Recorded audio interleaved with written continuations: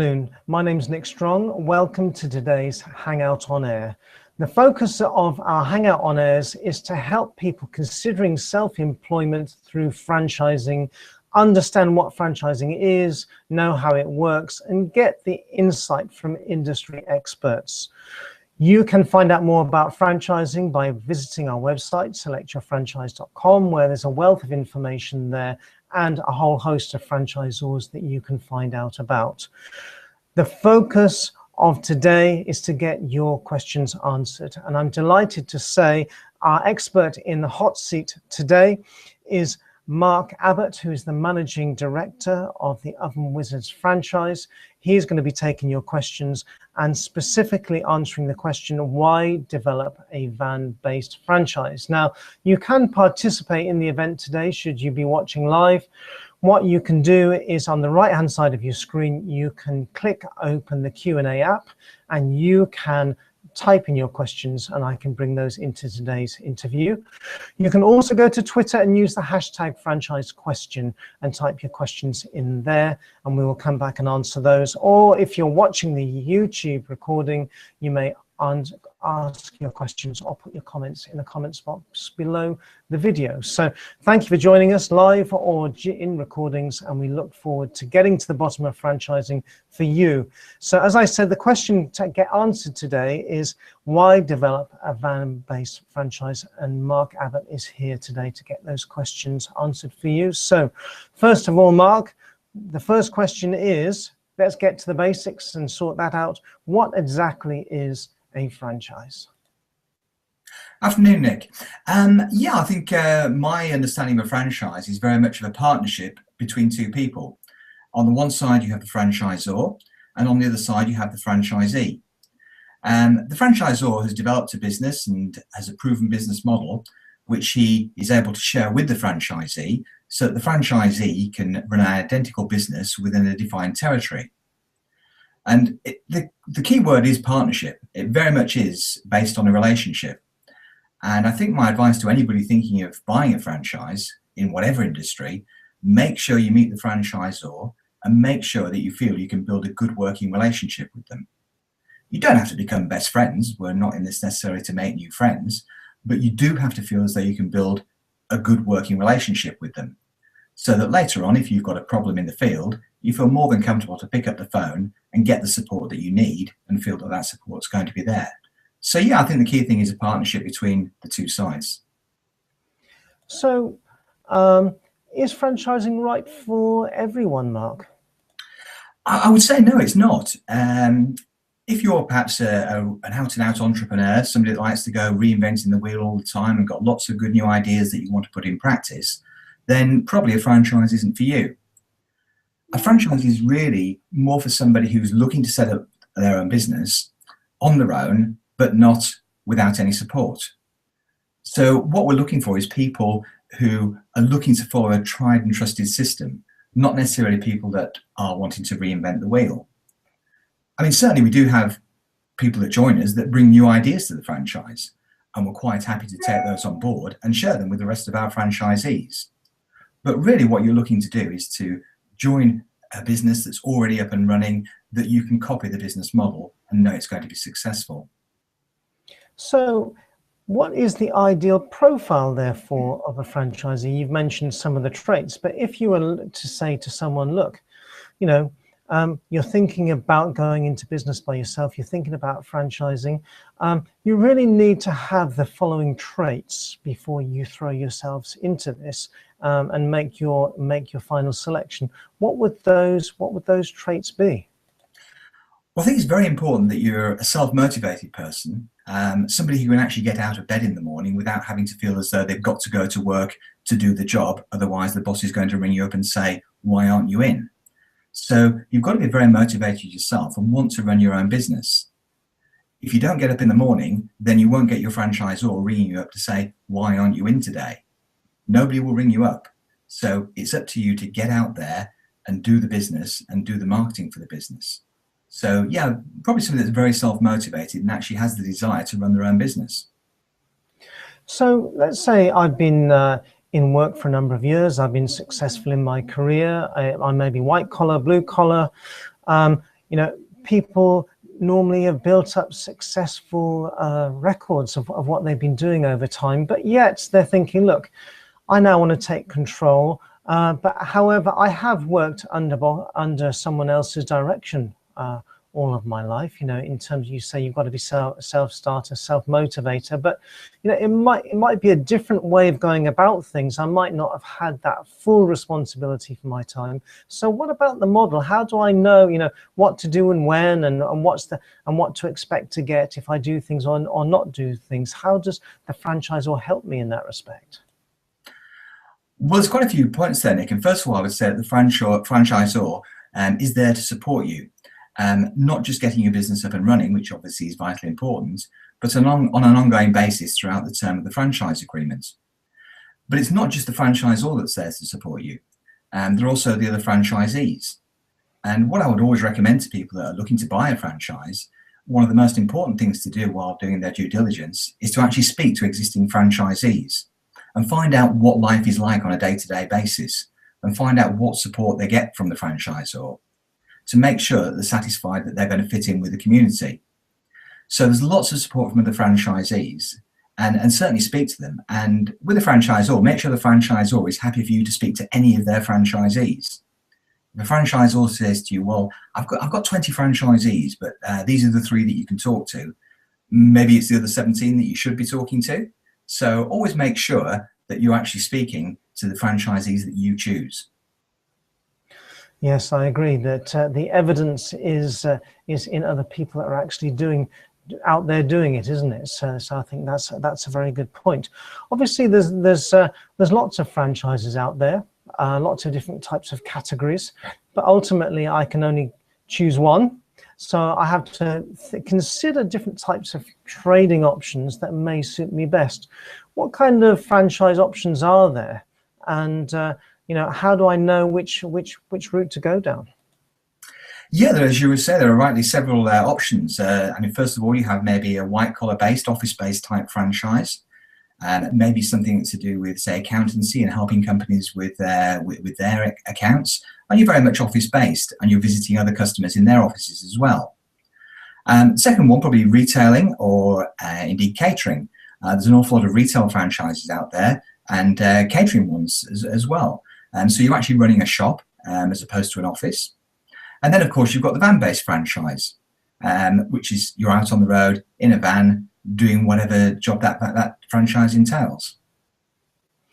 So obviously, Oven Wizards is a van-based franchise. Now, there'll be certain pros to operating a van-based franchise. So, in terms of thinking about lifestyle, in terms of flexibility, in terms of cash flow, how business builds, what would you say are the primary benefits of running a business-to-consumer van-based franchise?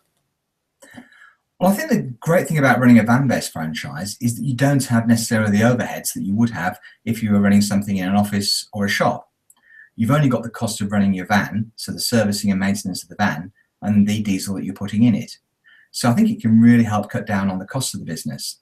And we always say to people, there's only 2 ways to increase your profits, and that's to either do more sales or reduce your costs. Well, certainly with a van-based franchise, that side of it is taken care of in a great way by the lower cost of running the van. Also, with the van, we sign write our vans, as do most franchisors, and it's a fantastic advertising hoarding. It's a mobile advertising hoarding from you that you will get lots of business from. Only the other day, I was hearing from our new franchisee in the Isle of Wight, a chap called Warwick Bean, who had been up here for his training in the Cotswolds, and he was driving back to the Isle of Wight, and going around the M25, he was actually stopped in a traffic jam, and suddenly somebody next to him picked the horn, wound the window down, and he thought, oh, what have I done wrong here? And he said, how much does it cost to clean my oven, and can you give me a leaflet? So yeah, you get lots of business from the van as well. So not only does it reduce your costs, it increases your sales, which overall helps with your profit. What about the issue of cash and repeat business? What are the facets and perhaps differences between business to consumer and business to business trading?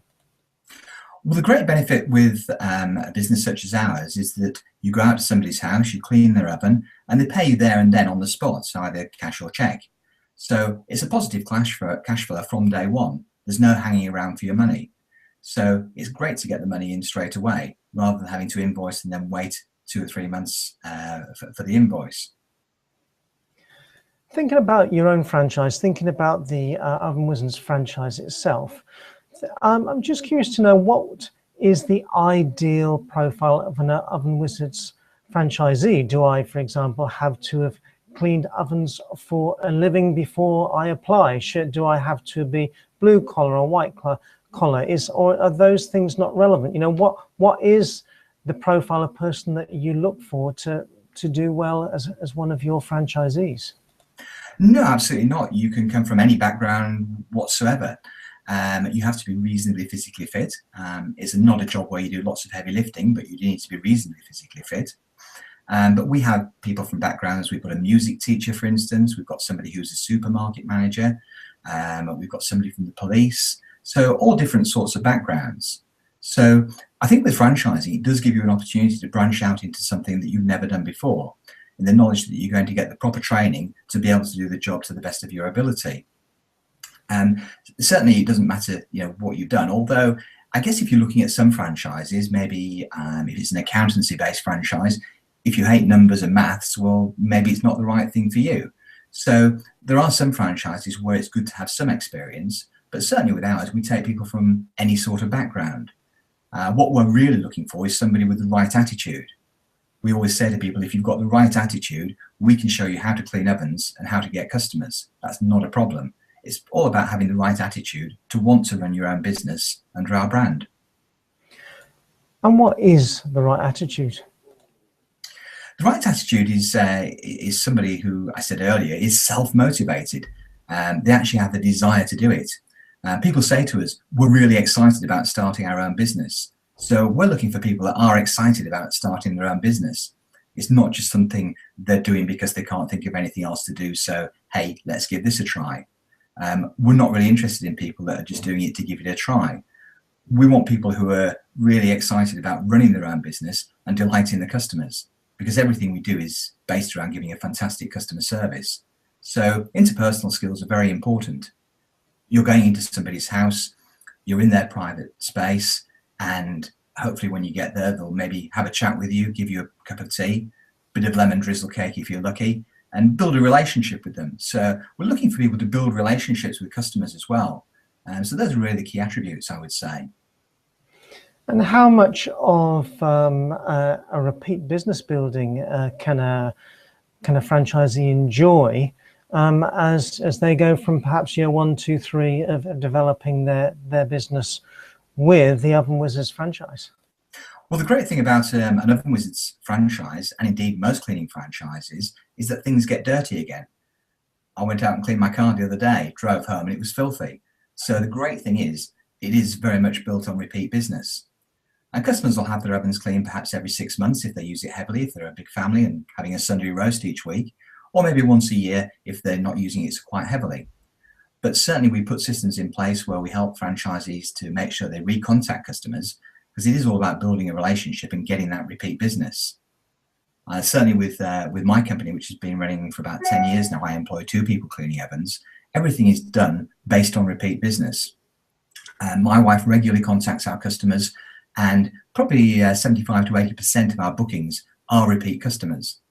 And which is great again for the 2 guys that we employ, because they go out there and when they get to the house, they say, oh, hello, how are you? Did you enjoy your cruise in the summer, whatever it might be? And they actually build a relationship with the customers. And of course, by doing that, after 6 months or a year, when you're doing repeat business, that reduces your advertising costs.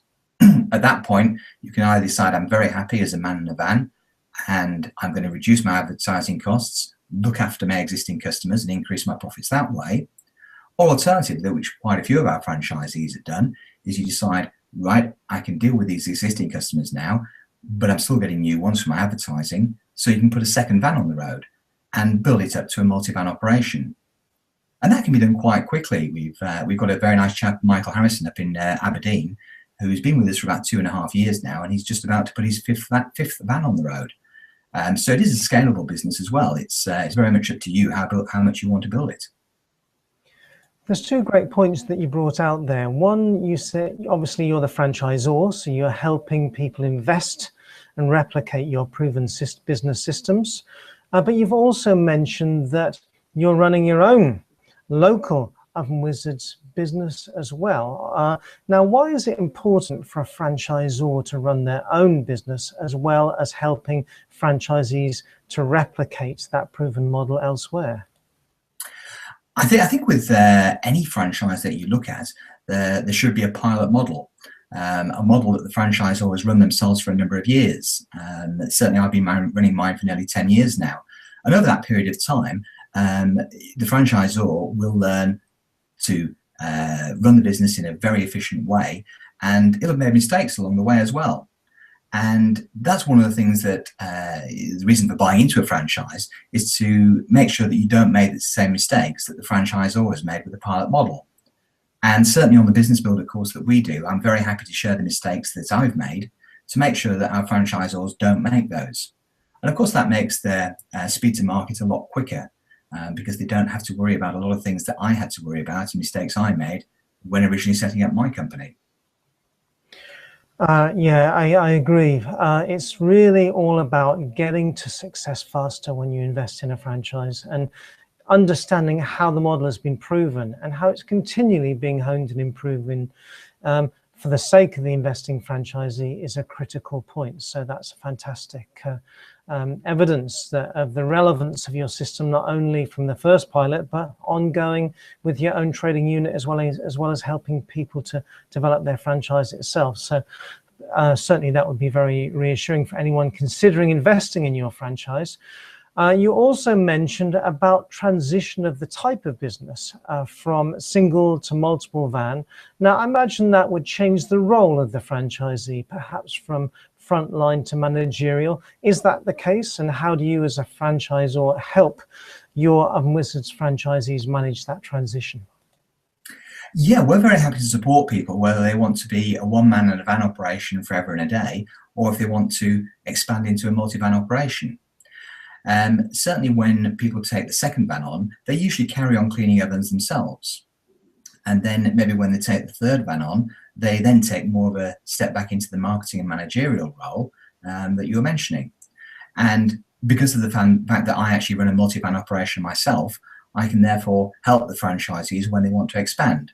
And again, talk to them about the pros and cons of employing people, for instance, and the things that they need to consider.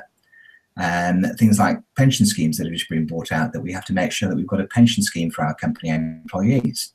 So there's lots of different things that they have to think about, but because I've been there and done it, I can help them make sure they don't make any mistakes and do the right thing.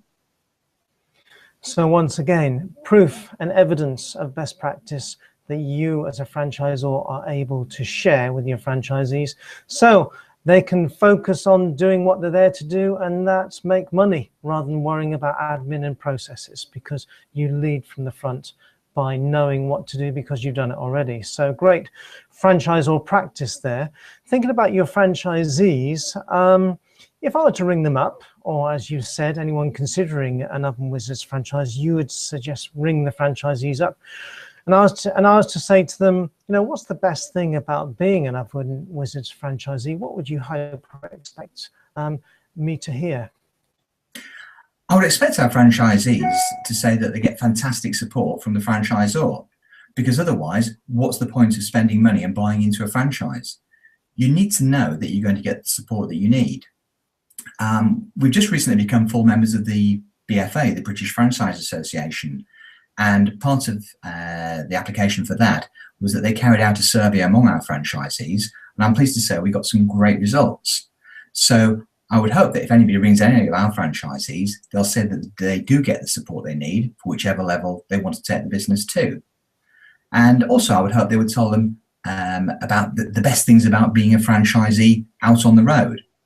And I guess probably the most important thing that people talk to us about is what we call the magic moment, when somebody's just had their oven cleaned. So you're going to somebody's house, the oven might be quite a mess, and you'll spend maybe a couple of hours there cleaning the oven. And once you've finished, you ask the householder in to have a look to make sure they're happy with the oven. And 99.9% are absolutely shocked by what they see, delighted at the job, and offer you another piece of lemon drizzle cake and a cup of tea to see you on your way. So yeah, it's that magic moment of when somebody has their oven cleaned, which the franchisees really enjoy.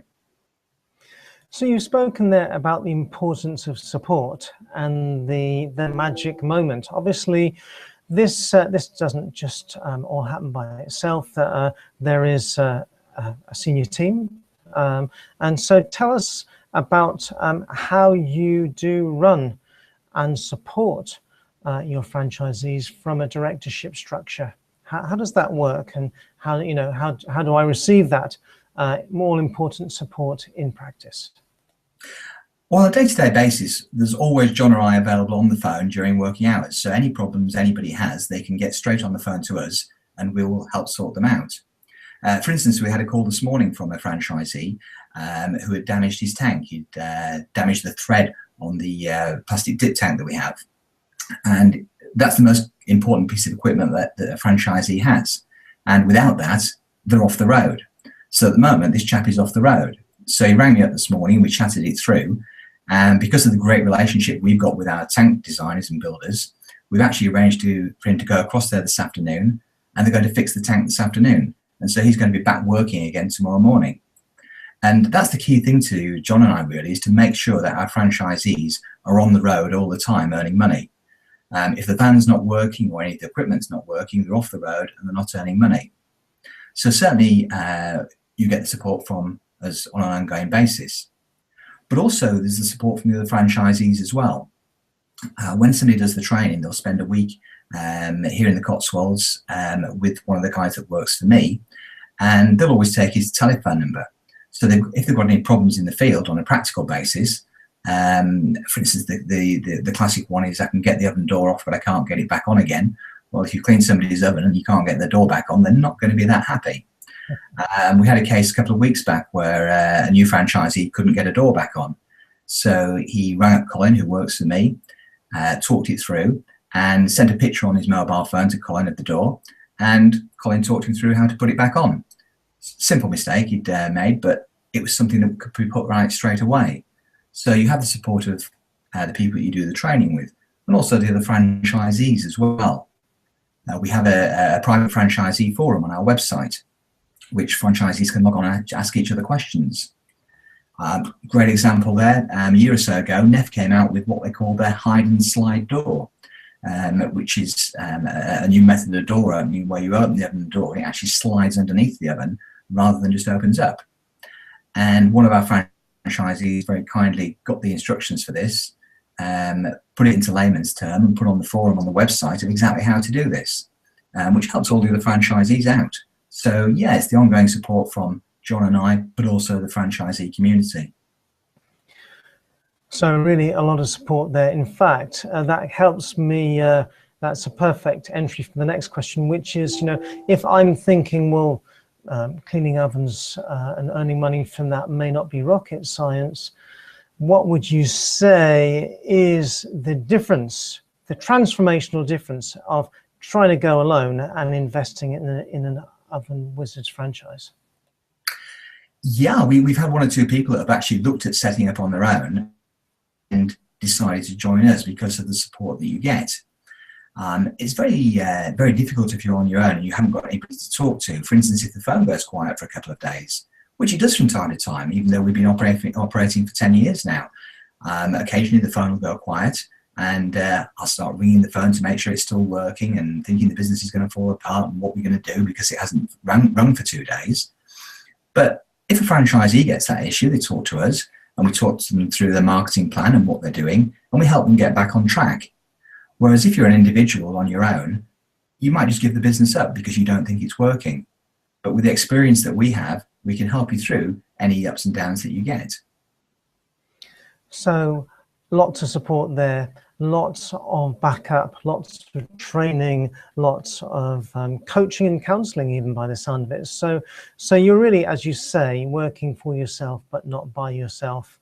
And so just putting yourself back in the hot seat, you have, you've proven the concept, you're running the concept, and you're helping other people replicate the concept and build the brand and system for your mutual benefit, which is what franchising is all about. So thinking about your job, what do you most enjoy about your job? What motivates you? I think the greatest thing is actually seeing people succeed and help them set up their own business and make money. We have a franchisee up in Newcastle called Dave Tomlinson, and whenever you ring him up, his famous saying is, "I'm living the dream, Mark, I'm living the dream." Which might not be everybody's dream, cleaning ovens, but it certainly is his, because he moved into self-employment. We set him up in business, and he's now so busy he can't really cope with the work. He's cleaning 3 ovens a day, and he is literally living the dream. And for people to actually say that you've helped them change their lives to that extent, it is absolutely fantastic. So yeah, I'd say the most important thing is seeing people succeed, making money and supporting their families, and doing better than they have in their past lives. And what's your goal for your franchise and your franchisees over the next foreseeable future, the next 3 to 5 years? What's the big plan, and what should they be excited about in terms of being part of your brand? Well, we see the brand growing on a continuous basis.